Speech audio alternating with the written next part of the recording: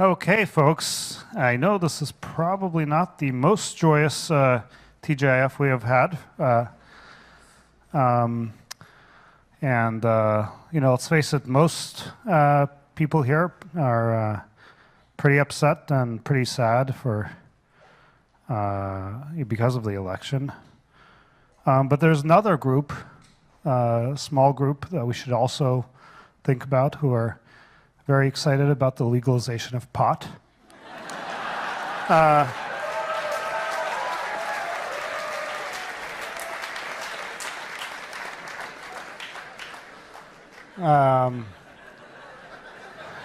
was asking if we could serve joints outside on the patio. Apparently these things take a little while to take effect. It's a huge, huge disappointment. I've been bemoaning that all week, I'll be honest with you. Anyway, on a more serious note, myself, as an immigrant and a refugee, I certainly find this election deeply offensive, and I know many of you do too. And I think it's a very stressful time, and it conflicts with many of our values. I think it's a good time to reflect on that, and we're going to hopefully share some thoughts today. I guess there are two dominant reasons to be upset. One is because so many people apparently don't share many of the values that we have. I guess we've known that for many months now. It's not like election terms, whether it was like 47.2% or 48.2% or whatever it was. It's always been a lot of people that apparently feel that way. But certainly confronting it firsthand is pretty upsetting. And secondly, confronting the reality of an administration that's now forming, and look, we have no idea what it's going to do, is the honest truth. Like, we have no idea what direction this country will take, whatever the past policy proposals were serious or not, or whatnot. And it's a period of great uncertainty. And, it's uncertain for many of us here, especially immigrants or minorities, women, so many people, and just generally, people who, have kids and wonder about their world. I don't have great answers for you up here today, but I think it's important that we chat about it and are thoughtful about it in the coming months. And with that, Sundar.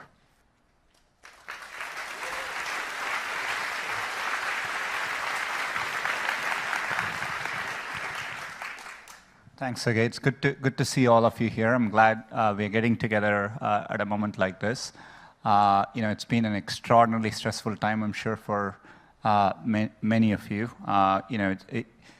The outcome, in a two-party system with a lot of polarization in the country, it's a deeply divided country, and you have a binary outcome, right? There is no easy way through this.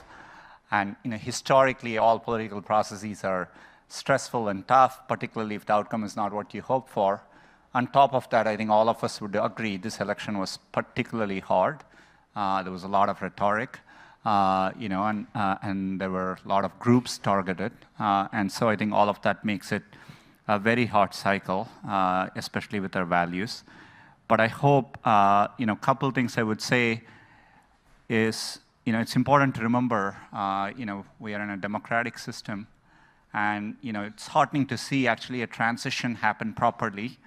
And I grew up in India, and there were a lot of things wrong, but it was a democratic country, and we've gone through many, many, many hairy moments like this, right? And it's a country of, it was a poor country of 1+ billion people going through a democratic process with many more divided opinions than what you're seeing here. And I've seen over time, have faith in it. It tends to work out. There are many, many scary moments when it looks like the wheels are coming off. But it tends to make through okay, and it seems to be better than any other system out there.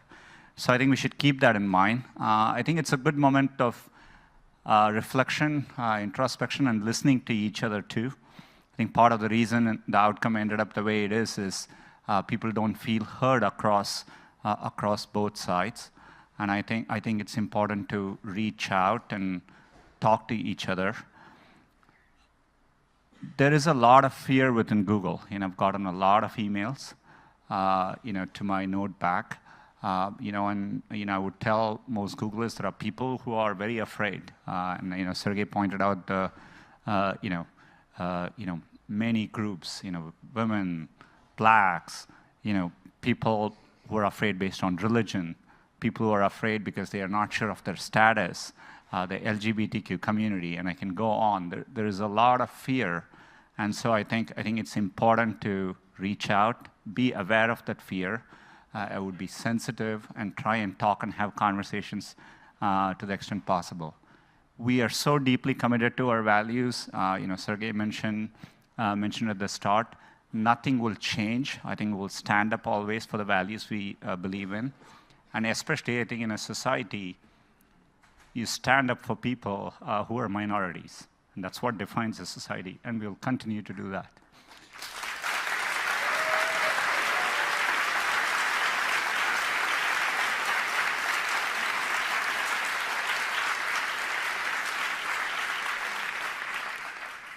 I think we have a few people who are going to come and say thoughts. I'm not sure I can get through everything I wanted to say.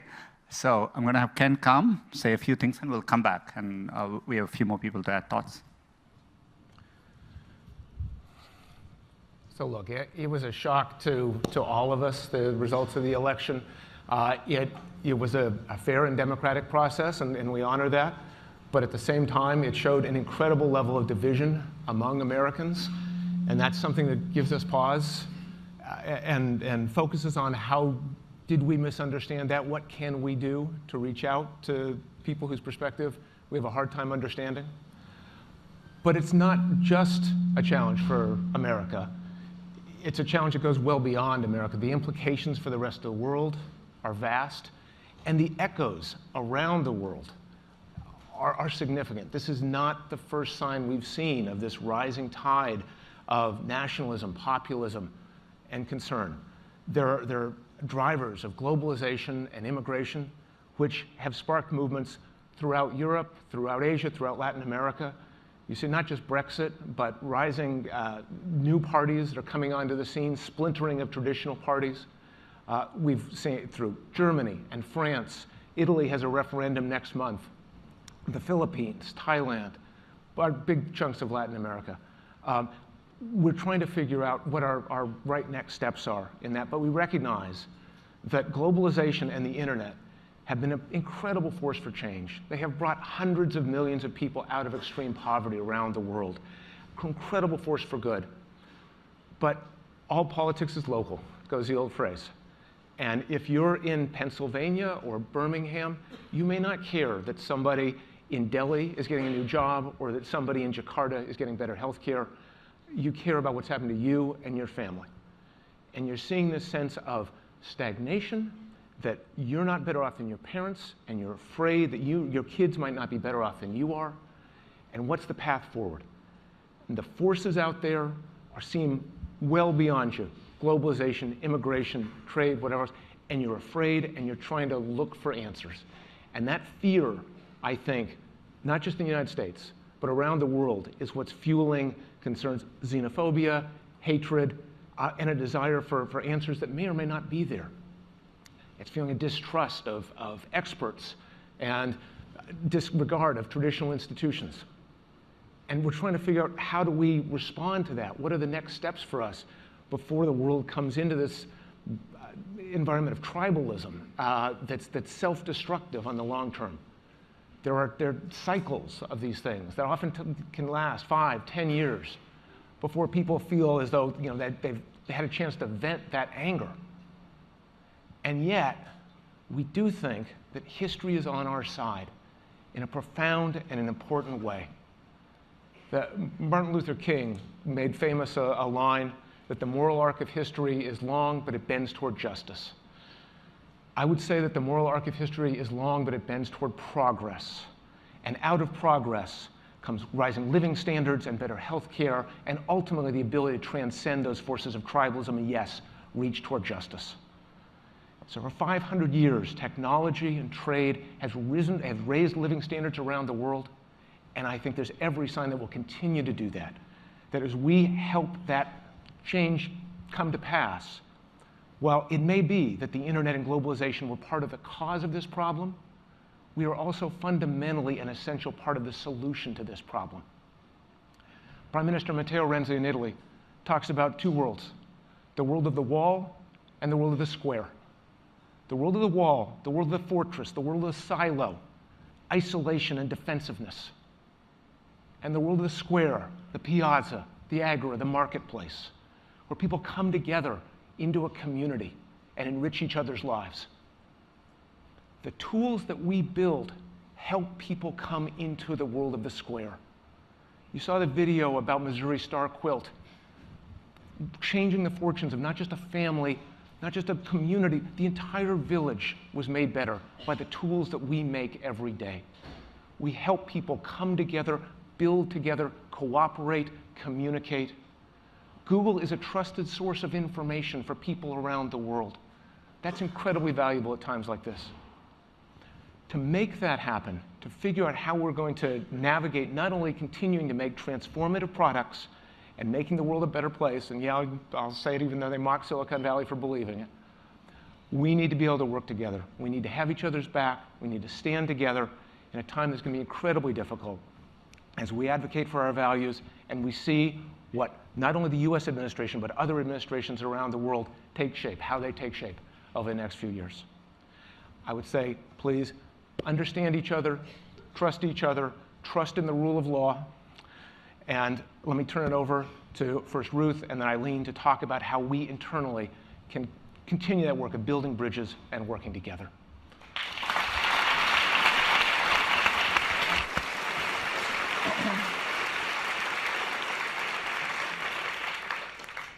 So for what it's worth, I've been a very long time Hillary supporter.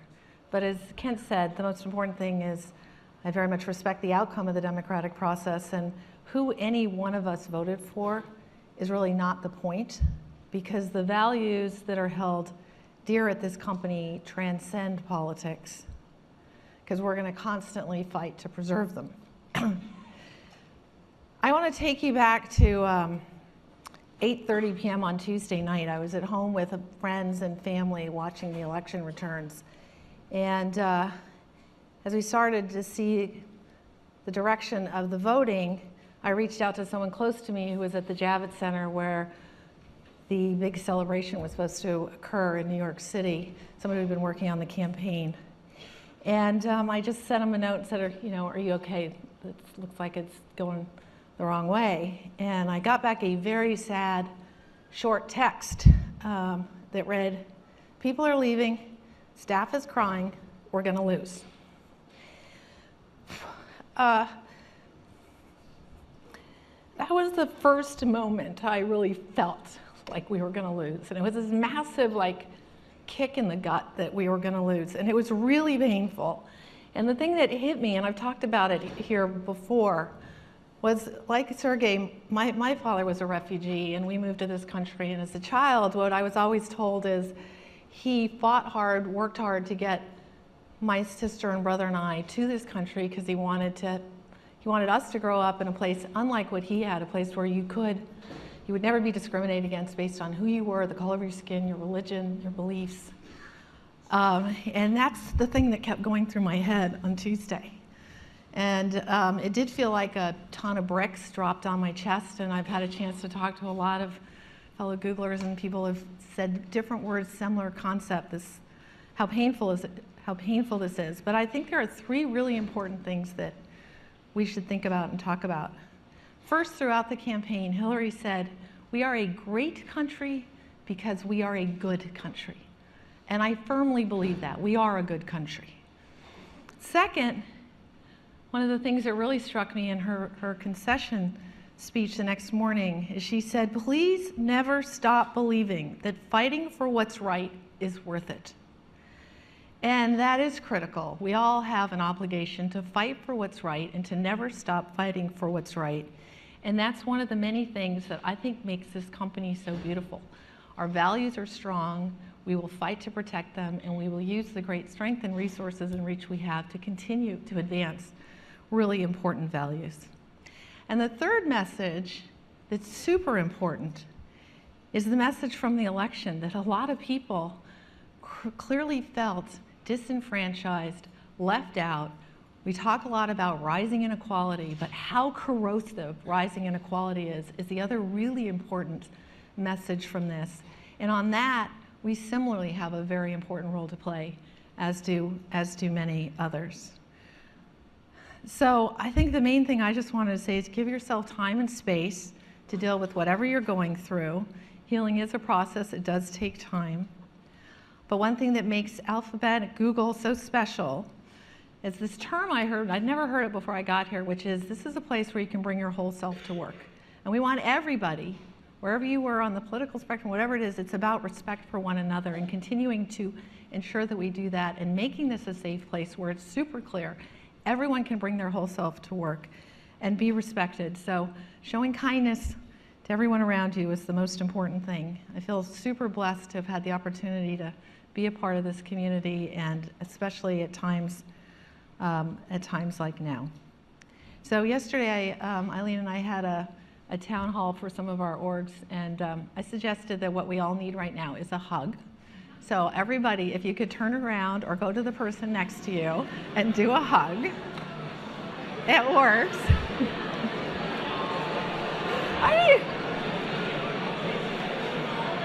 Woo! Yes!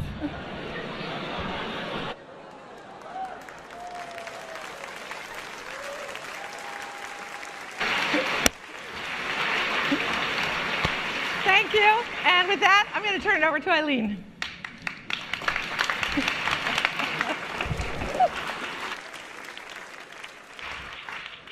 All righty, so thank you, Ruth. Thanks for the hugs. I'm Eileen. I lead people operations at Google. I've been participating in TGIFs for about 10 years from remote offices in New York and London.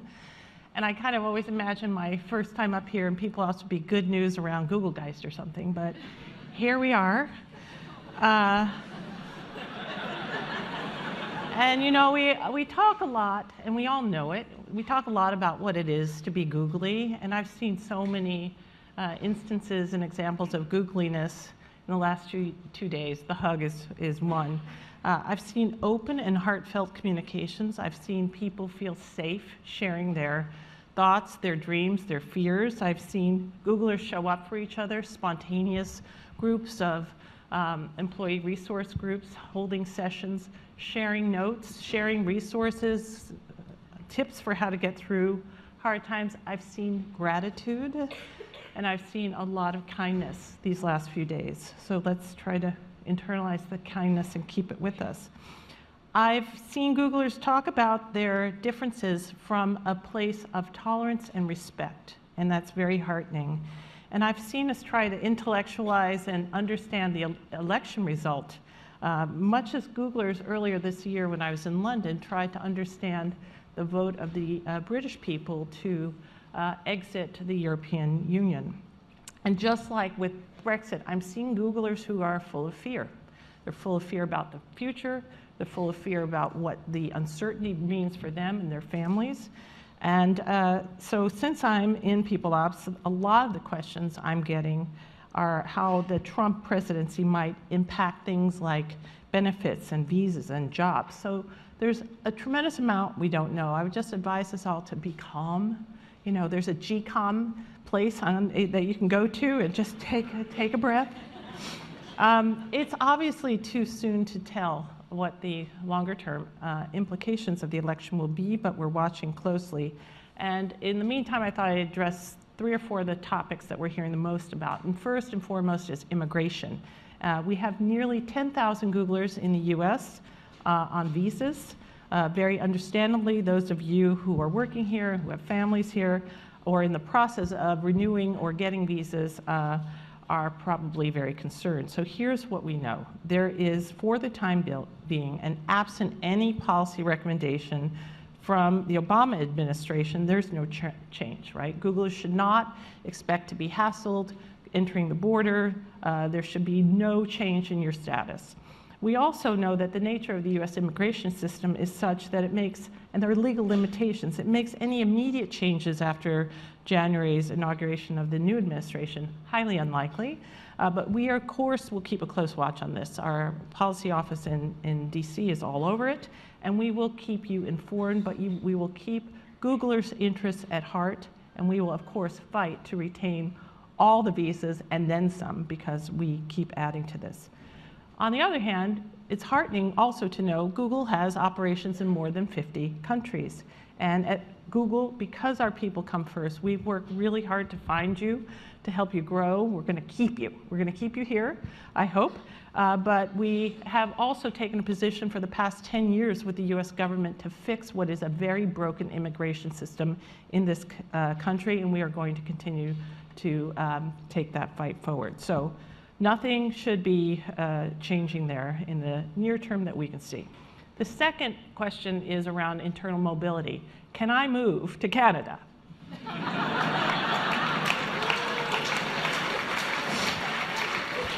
Now, one could guesstimate that at least 50% of Americans are interested in moving to Canada right now. And that might mean maybe at least 50% of Googlers might be interested in moving to Canada. Toronto and Waterloo can't handle us all, I'm afraid. But look, we move people at Google all the time. I just moved here to California 6-7 weeks ago. We moved 8,900 people in the last 12 months. We expect we'll be moving well more than 10,000 next year. So we care about your talent development and mobility independent of this election. So for those of you interested, pay attention. We do move people around. And we have the most amazing collection of talent in any corporation in our space. We are not going to lose talent for lack of comfort in staying in this country. So that's that. The next thing I've heard some concerns around are benefits, and what does this mean, especially from Googlers who are concerned about benefits for their same-sex partners. We are here behind you. We have led in this area. We will not in any way change our benefits. That is completely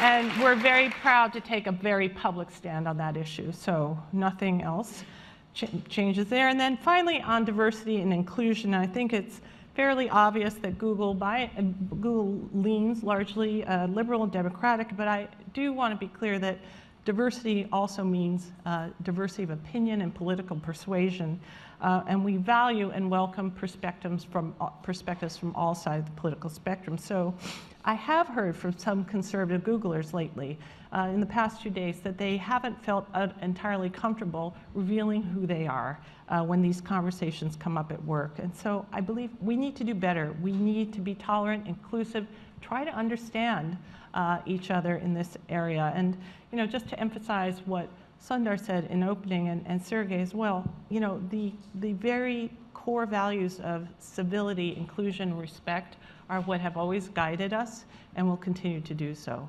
So I know you have a lot of questions. We're going to take them up here. We're also going to have some food and drinks on Charlie's patio for Googlers who are here in Mountain View. I know there are large groups, probably Ann Arbor, Chicago, many offices, New York, probably live tuned in, so hope you have something to drink. Water helps, you don't always have to add from one problem and start a whole other one. But anyway, with that, I think we'll take your questions.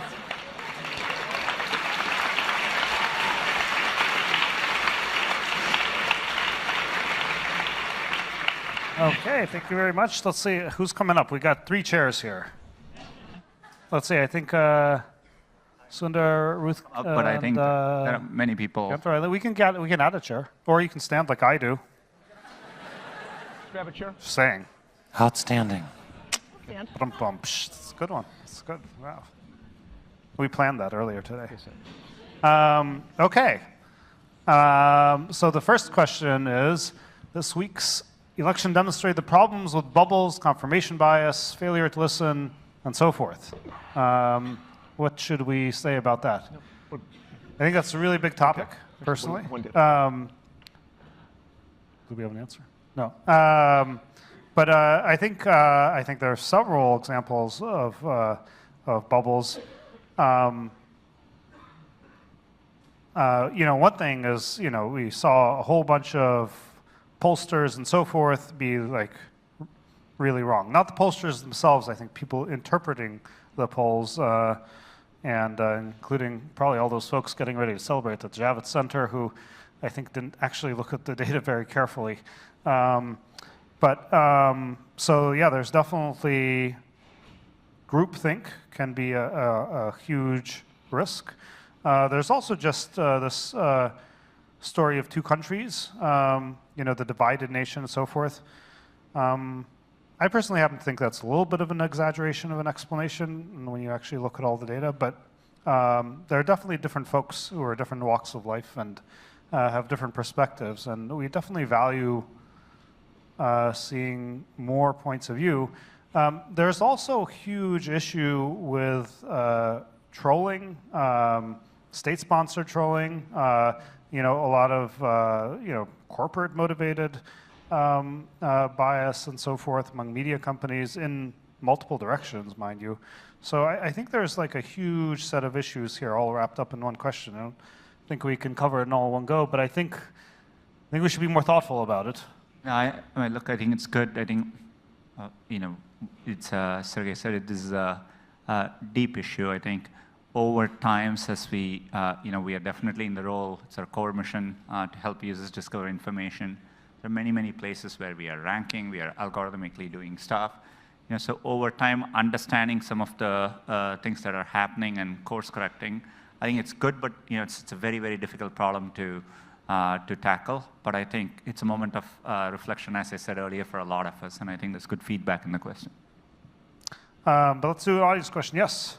Yeah, so a lot of Googlers are maxing out on their charitable giving contributions, contributing to organizations such as ACLU and Equal Justice Initiative following this election. Can we increase the gift match caps or designate certain civil justice liberties organizations as crisis response special donations that are matched without? It's a good suggestion. I don't know that maybe we'll have to chat about it a little bit. What's today's match? 612? I can't remember. It's $6,000, and we actually are. We have a framework as to how we are thinking about how to do charitable giving, and just more importantly, even as Google, the efforts we do, and typically we're going to spend a lot more in education, economic opportunity, and that is important because I think one of the things in this election too is thinking through the effects, the dislocation people feel, and how we could be doing more. I think those are important things to think about too. And the third is around inclusion and all the stuff that goes with it. So these are the areas. I think your suggestion is a good one, and we'll definitely take a look. Thank you. Okay. What's up with this likely FCC chairman pick, Eisenach? So anybody who thinks they know the likely members of the Trump administration is taking premature advantage of Sergey's favorite California proposition.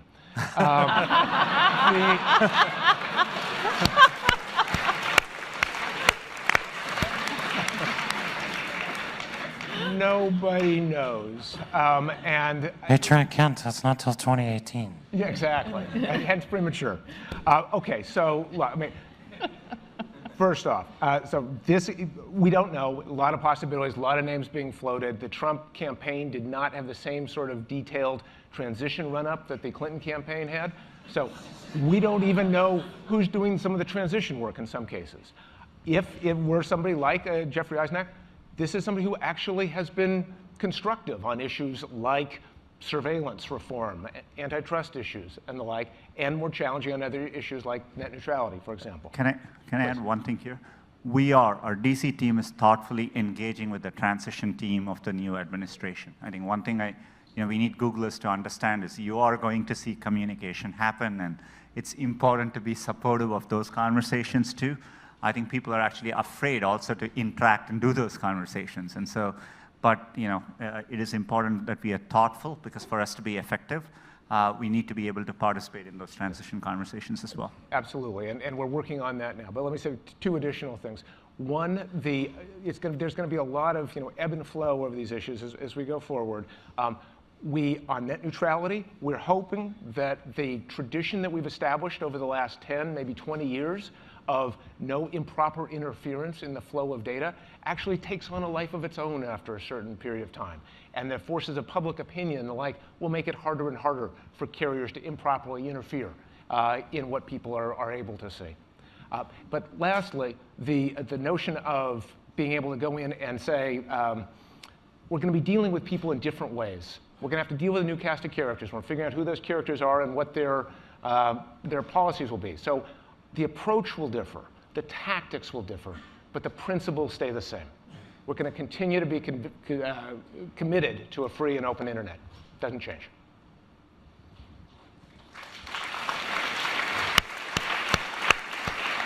Okay, audience question, yes. Thanks for your warm words.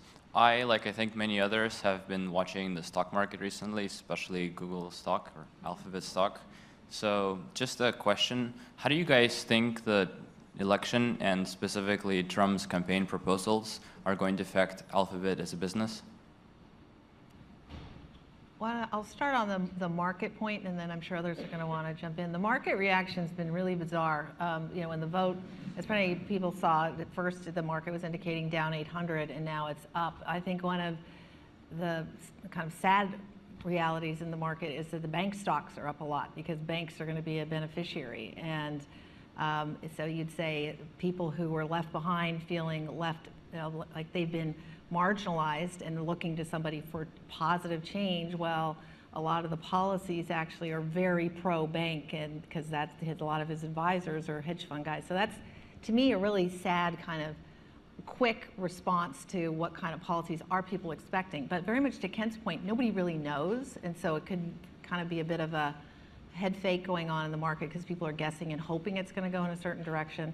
So I think it's premature to read too much into it. And part of what goes on, and we've talked about it in some prior TGIFs, is you sell your winners to buy whatever else you want to do. So you're seeing a bit of a rotation, and whether that's fear about what he's going to do in tech, it's way too early to know.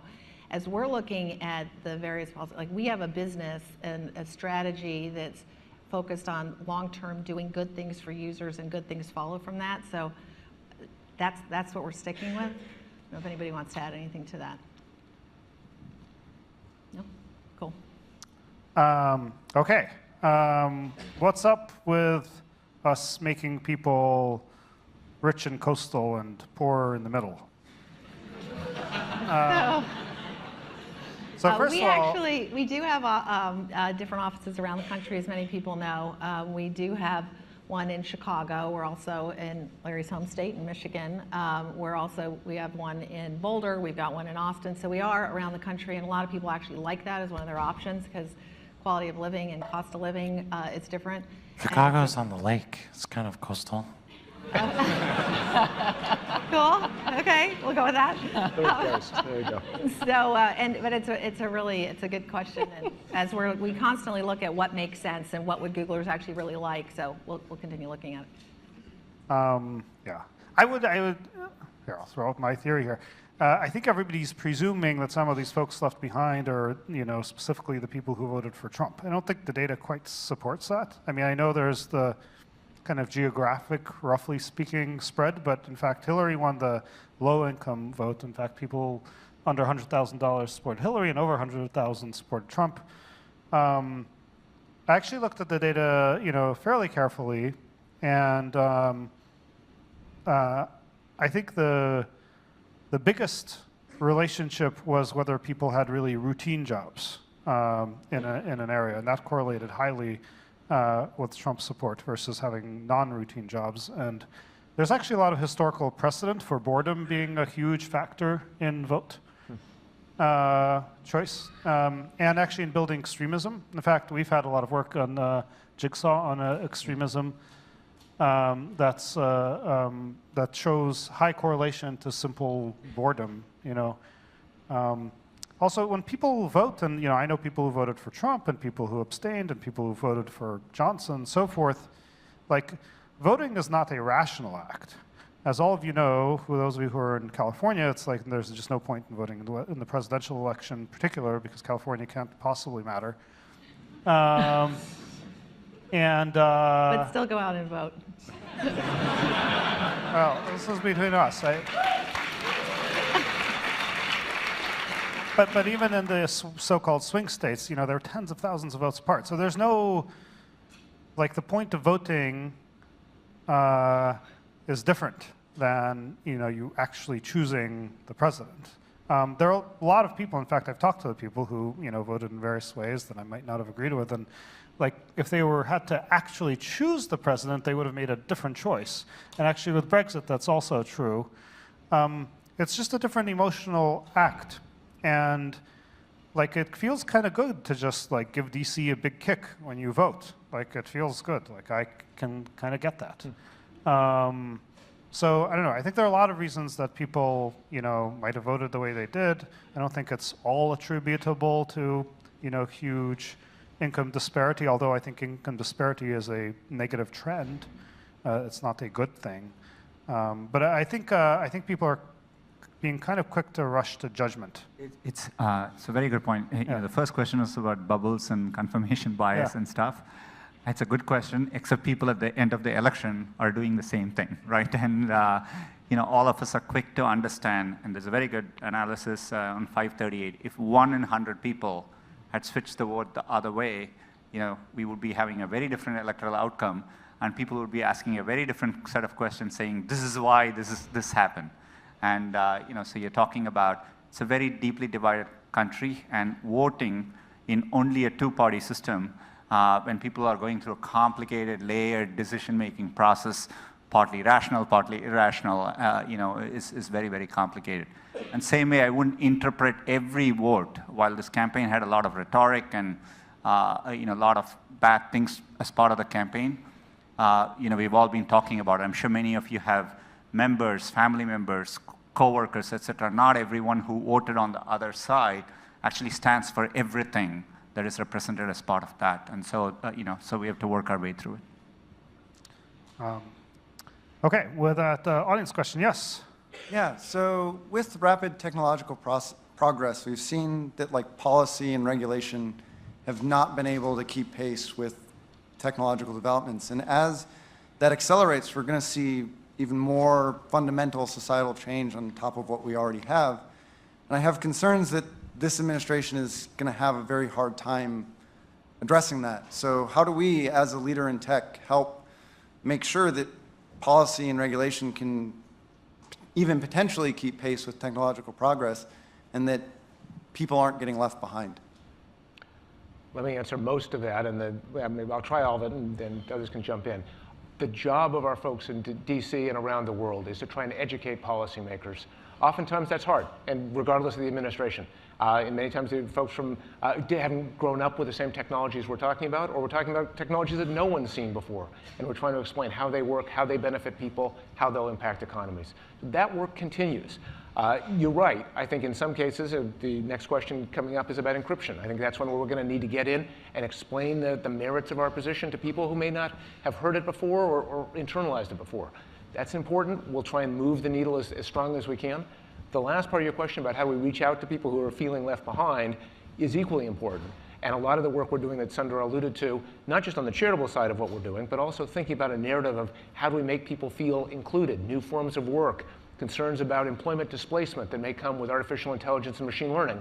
How do you give people not only jobs, but a sense of purpose and meaning going forward? How should society respond to that? How should employers respond to that?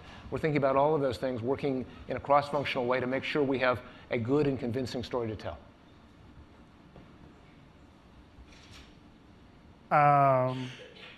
Okay, yeah, that was that. Okay, wait, actually, was that the? Yes, I guess that was the audience question. Yeah. Thank Sorry, you. That's a, yeah.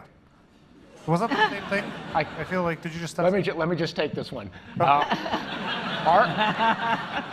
Are we going to build back doors and give over keys? The answer has been no. The answer continues to be no.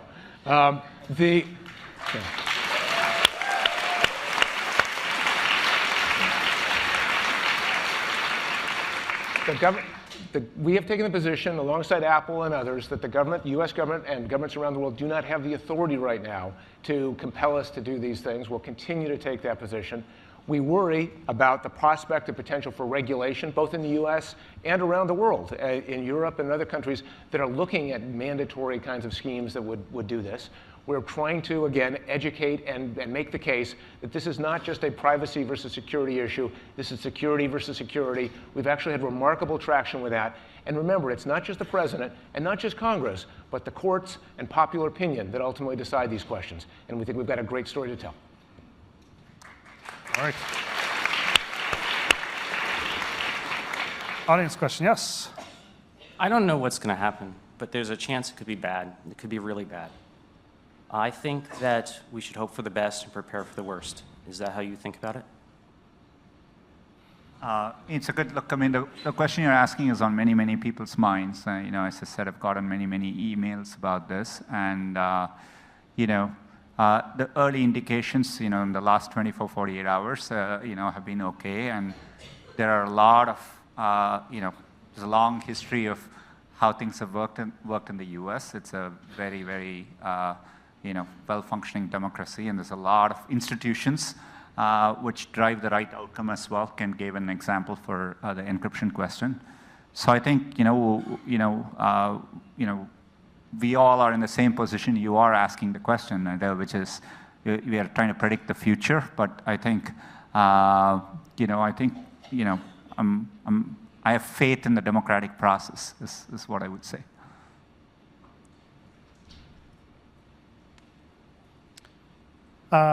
Okay. As a Muslim, I'm really worried. And what will Google do to take a public stand to defend minorities? I personally wrote a blog post on it externally on the same thing. And so, as Ken said, all our values, nothing has changed, and we'll always take strong positions. I don't expect any of that to change at all. And we'll be very strong and vocal, and not just from a press standpoint or a PR standpoint, but actually working hard behind the scenes to stand up for what's right. Remember, we've long been in favor of comprehensive immigration reform. We continue to be in favor of comprehensive immigration reform. And it's important to recognize that while the Republicans and the Trump administration, they have a majority in the Senate, a majority in the House, they don't have a supermajority in the Senate. There's not they don't have the 60 votes necessary to override a filibuster. So there will be some form of check and balance in the legislative process going forward, and some opportunity to try and make meaningful progress. And audience question, yes. Yeah. So as a candidate, Donald Trump once said that he wished for the Russian government to hack the emails of his political opponent. And I know maybe he wasn't serious, and who knows what a Trump administration would actually do. It's probably best to wait and see before taking a drastic action. But in my opinion, one of the bravest things this company has ever done is our 2010 letter, A New Approach to China, where we took a very bold stance on the Chinese government hacking the emails of a group that they probably considered political opponents as well.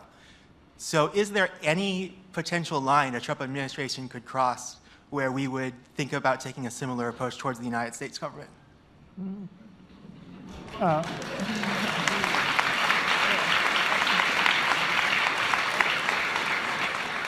I think that line was crossed a long time ago by the U.S., as we found out through the Snowden revelations. I'd say we were pretty shocked by them. We probably didn't have quite as profound blog posts, but I think we definitely had a lot of statements about that, and that really harmed the U.S. standing in the world with respect to cyber espionage, and harmed the ability, for companies like ours to make arguments about the problems of cyber espionage. It's a real issue. Now, we since then have built up, a huge amount of information security technologies, in the wake, actually even before, and in the wake of Snowden, we had, encrypted all of our backbone traffic and things like that. I think we need to be even more vigilant these days. And we see cyber espionage being used as a real tool by many countries, and including Russia, including the phishing attack for John Podesta. That was the source of all these leaks. Where the actual fish was also released as a part of it, and it was a relatively sophisticated one. But it shows to me that we have much work left to do. And I think we both need to take a strong stand pro-cybersecurity, pro-privacy, against government surveillance.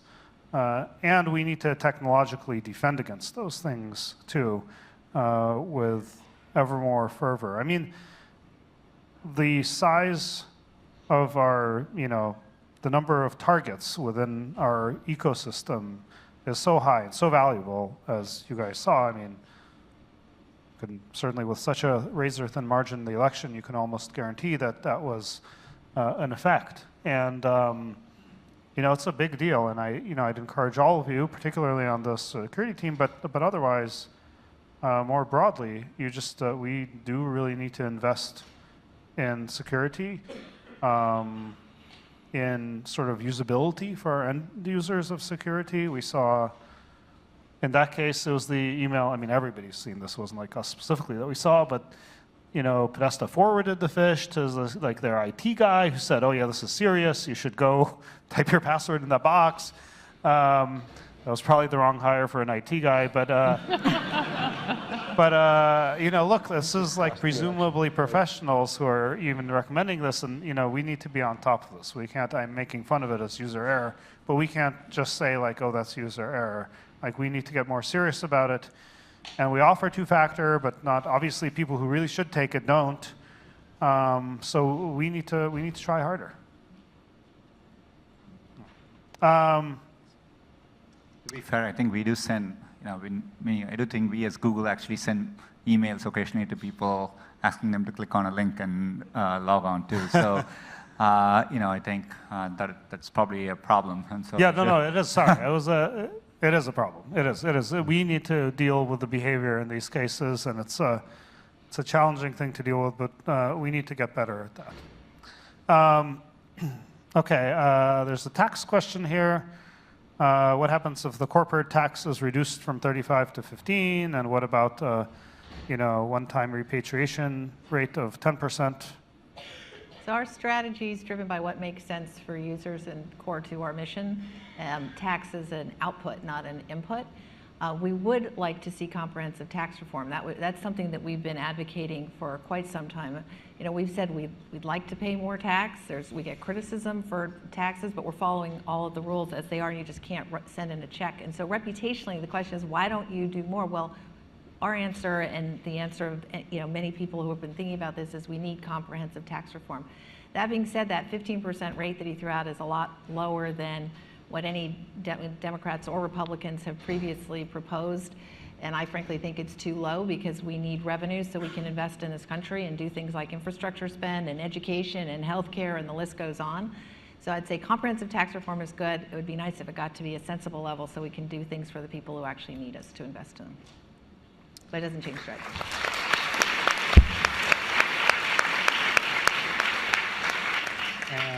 The audience question, yes. So there's a lot I love about this company, the values, the people, what we stand for. But one of the other amazing things about Google is its reach. The products we make can overnight sometimes touch millions, billions of lives. But if you look, America's vast. I mean, it's 44 hours from Boston to San Diego by car, according to Google Maps. And the world's a lot bigger than that. And people feel left out of, I think, the tech wave as much as they do about the policies of the last administration, and I think that's what's led to a lot of the decisions you've seen. Google has so much they can do to educate and empower, to help people access information and tools to make them more informed citizens and more successful. And as Kent said, all politics is local, so sometimes the answer is to really get boots on the ground. But when I think about what Google does best often, it's the high-scale, low-touch efforts. And seeing how this election worked, it makes me think maybe the opposite is needed too, that high-touch, low-scale. So my question to you, my charge is Google willing to really invest in grassroots, super, hyper-local efforts to bring tools and services and understanding of Google products and knowledge to all these communities far-flung around the US and the world so people can really be informed citizens and make the decisions that are really best for themselves and their countrymen? Yeah. Maybe Scott and people can add. So there are a lot of conversations underway, in the whole category of economic opportunity. We do this many, many places. So for example, today, we sign up to commitments on digital skills training in many, many places around the world. And one of the things we could do better is within the US, focus on parts of the US where it is equally important. Today, we give Google Apps for free. If you look at the education sector, and there are roughly, according to our estimates, about 50 to 60 million people globally who use Google Apps and for free, and we work hard to provide cheaper Chromebooks, and we are investing more. But even in that, we are going to take a look to make sure our educational programs, which we do, are also reaching geographical places, segments of the population where it's probably not fully reaching. So those are all things we are going to look at, and I'm absolutely confident we can do more as we go into 2017. Thank you.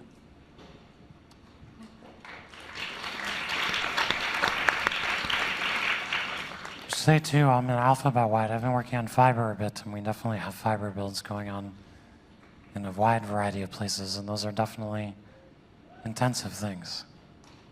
So that's one way we're engaging, I guess. Okay. Okay. I think we talked about this extensively, but maybe we can talk a little bit more about H-1Bs. Well, the anti-immigration stance. I think in some of Mr. Trump's rhetoric, it was symbolic language used to galvanize a base. He's a businessman, purportedly, and has employed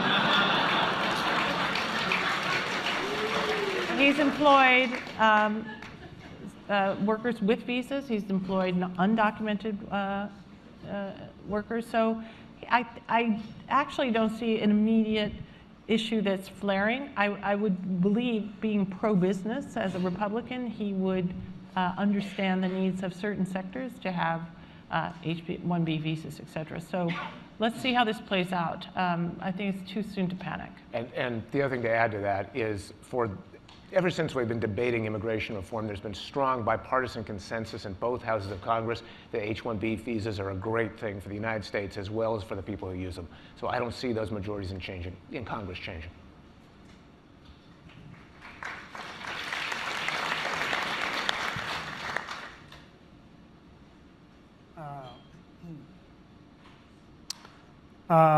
Okay, are we amplifying people's existing beliefs through our personalization algorithms? There is a lot of talk underway, and it's a particular question being asked outside of social media as well, and so obviously YouTube is a big part of it. I think I would like to see a bit more scientific and data-based and empirical work around this to understand what's happening, I'm not fully sure I fully understand what's happening there at a deeper level. But I think it's something we should think a lot about our products. As I said, core to our goal is getting information. A bigger question I'm also worried is, I think we are getting information and improving knowledge, but I don't think it's reaching certain people at all. So there seems to be a selection bias. People who are able to acquire the knowledge, I think they have more and more better tools and better ways to do it. But I think there are people who are completely being left out too. So these are all good questions to ask and work through as we head into next year. Audience question, yes. So Google's mission is to organize the world's information and make it useful. But during this election cycle, we've seen a lot of misinformation, disinformation. We've seen a lot of fake news coming from fake news websites being shared by millions of low information voters on social media. And ultimately, there's been many, many people who've been voting, who've been acting based on completely made up information. So can Google do anything to try to filter this out, to try to do something against very organized, very intense campaigns of disinformation targeted at low information people? Look, I think our investments in machine learning and AI is a big opportunity here. There are work we have done. The Jigsaw team did around what they call conversation AI, around to look at bullying and commenting. And so a lot of this is a problem of scale and not being able to keep up. So like human systems fail in many of these things. So I think, but investing more in machine learning and AI could be one way we actually make progress on some of this, some of this stuff. But I think we should do more. And probably worth noting, this also ties into cybersecurity, because we saw a lot of cyber trolling, by like nation states cyber trolling, and basically Russia. And we've seen it over time. I guess, I don't know, it was never really taken all that seriously. But all the comment boards, and everything, by these like faux trolls. So that's something else I think we ought to really focus on. Audience question, yes? One of the main messages I've gotten from all of you today is that this election and others like it around the world are a hiccup in history's arc towards progress. But what makes you so sure about that? I mean, is this a relatively new arc, or is this the same arc that has included 2 world wars?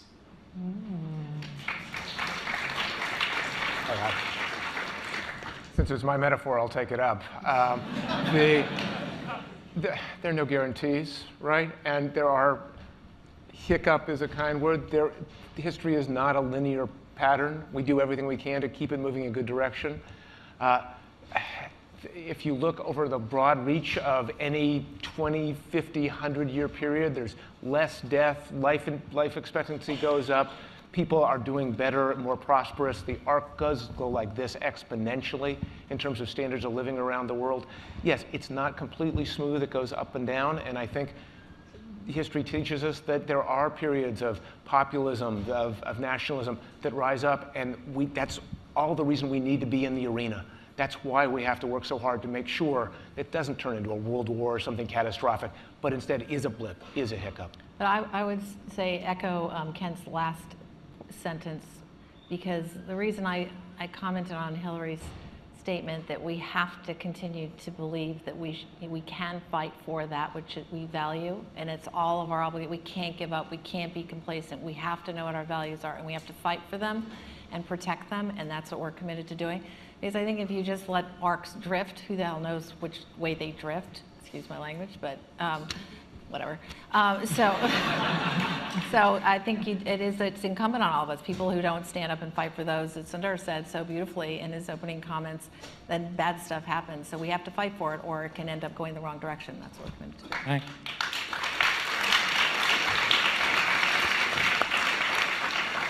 Yeah, and I think it's worth really worrying about. I think, and there's, data that suggests that boredom led to the rise of fascism and also to the communist revolution. I mean, there were many other factors too.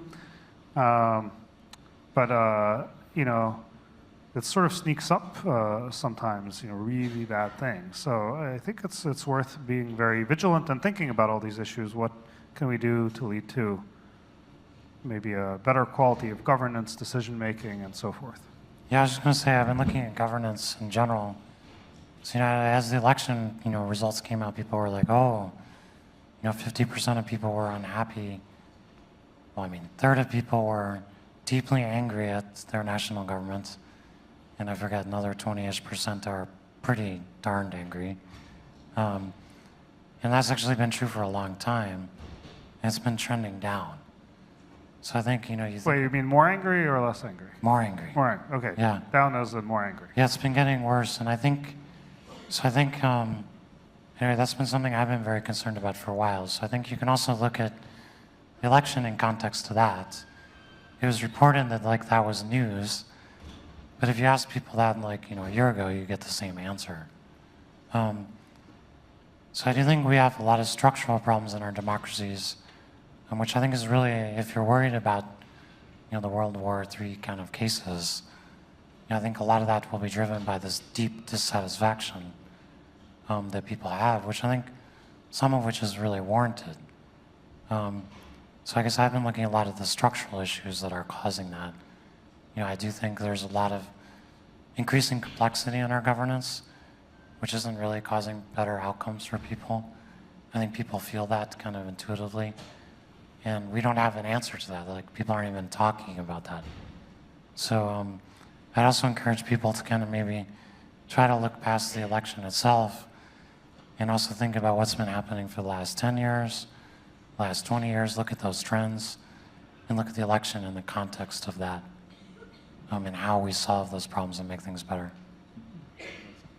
And maybe worth noting, I mean, that's a broad issue. I mean, beyond Trump specifically, who I know many of us find very offensive, but in as much, and I know there are a number of Hillary supporters here, I mean, a lot of people might, view her and more broadly the Democratic Party being also very, polarized and having its own set of issues. So I think higher quality governance, would benefit everyone.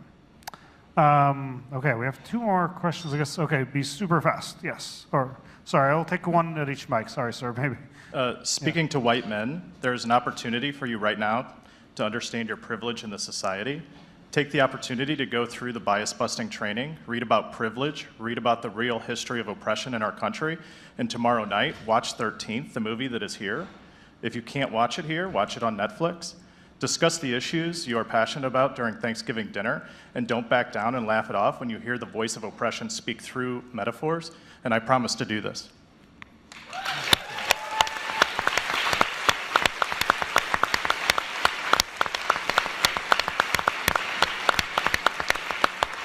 And last question, yes? Is there anything positive you see from this election result? Boy, that's a really tough one right now. I can tell one. Children. To be very clear, in his acceptance speech, he said, US should spend more and improve its infrastructure. And I think a lot of us who have felt that for a while. I think there's a lot more to be done to improve the infrastructure of US, so there's a positive thing. I'd also say, I do think, national government's been very gridlocked. Yeah. We do have a situation here where obviously Republicans have a lot of control over what happens and responsibility for that. So hopefully something good will come out of that. Yeah. I think it's also worth saying, I find so many things that Trump said very offensive, and I don't have very high hopes, but he could do anything. You have no idea. It's just, you really don't know. So I don't know, maybe he'll do something great, who knows? It'll take a little bit of wishful thinking, but which I will note, if you have wishful thinking, there is food and drink on the patio, and be careful of the cookies.